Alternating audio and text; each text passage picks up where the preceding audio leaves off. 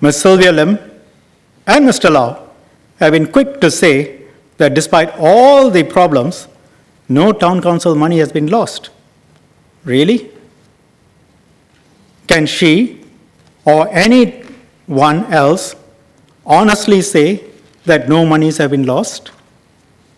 When the town councillors acted in breach of their fiduciary duties and paid low and how millions of dollars, that's not a loss to the town council? Overpayment to a related party is not a loss? It's really a strange statement from Ms. Lim.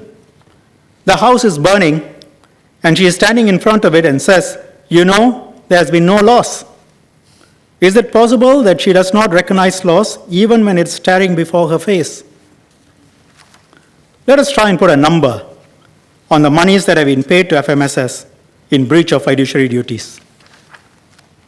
First, the MA fees of $22 million. As we saw earlier, the overcharging could be $6.4 million, perhaps more. That is the overpayment by the town council to FMSS. Is that not a loss? Add in other amounts which were paid to FMSS without any adequate check or control, $6.6 million in 1 year. 4 years, what would the figure be? You get a lot of money paid by the town council to FMSS. So just on these figures, perhaps over 4 years, $20 million. You add the 6.4. Of course, there would be some overlap because part of the 20 million would be part of the MA fees. But that's before you even look at issues like blatant double charging or overcharging. Let us put this in layman terms.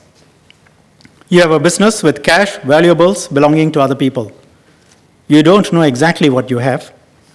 You put a friend in charge. They take what they want of the cash.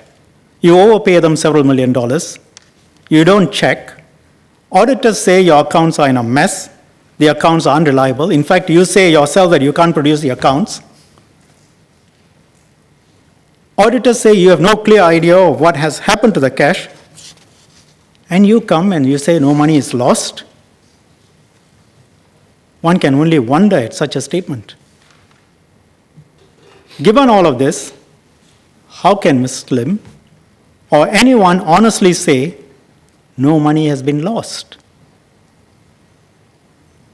And the money was not lost through accident. The structure was approved by at least some of the town councillors. For your party supporters to form a company and do all of this. This is not a question of negligence or inexperience.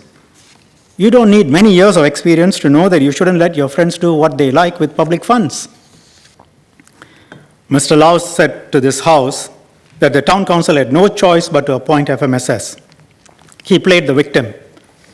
No one else wanted to tender to be the managing agent for the town council because it is an opposition ward. Lucky to have Ms. Howe to the rescue, he says, because she had some experience from Hougang. But you had already decided what you wanted. So let us not pretend here. FMSS was set up on the 15th of May 2011, 7 days after the GE. And you decided to replace CPG with FMSS. Ms. Lim has said the discussion on termination started in end of May. That was after you set up FMSS.